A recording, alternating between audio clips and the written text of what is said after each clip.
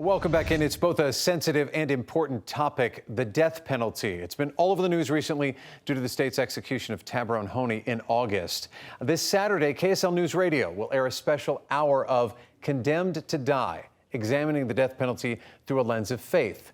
And joining us today is one of the hosts of the special. It is KSL legal analyst Greg Skordas. Greg, we have you on when we talk about a lot of controversial topics, difficult topics to wade through legally. Let's talk about the death penalty. What was the push behind breaking down this discussion? Because a lot of people have strong opinions on this one. Yeah, they really do. And so if you recall, earlier this summer, Chad Daybell was convicted in Idaho and received the death penalty. Right. Tyrone Honey, the individual we just talked about recently, received the death penalty. I mean, he was executed.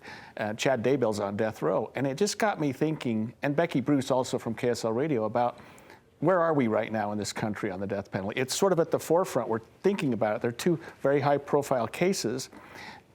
What's the status of the law right now? And sort of, we sort of tweaked it a little bit too, and brought in the religious aspect. What is the religious view on it? And it was just the more we learned and the more we got into it, the more fascinating it became. And you had kind of faith leaders from different faiths and religions.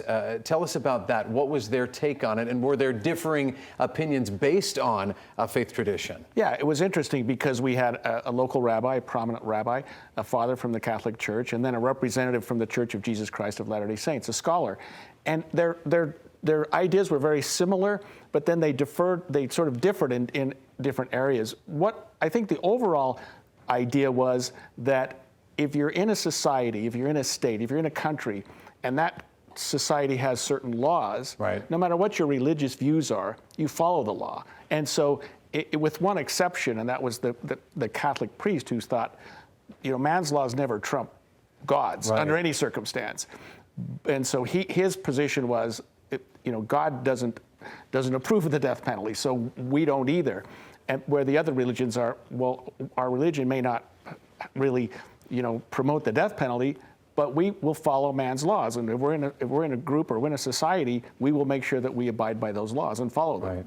And it's also kind of gauging the importance of life and where does that go once you've done something, typically these heinous crimes and things. And then what is your opinion under those circumstances? Okay, this is something that is going to get a lot of conversation going in our state. Certainly there are a lot of folks who want to hear this. And so thank you for talking about it, at least to start it off. And then that conversation will continue once they get to hear it. Condemned to Die, examining the death penalty through the lens of faith. It airs on KSL News Radio.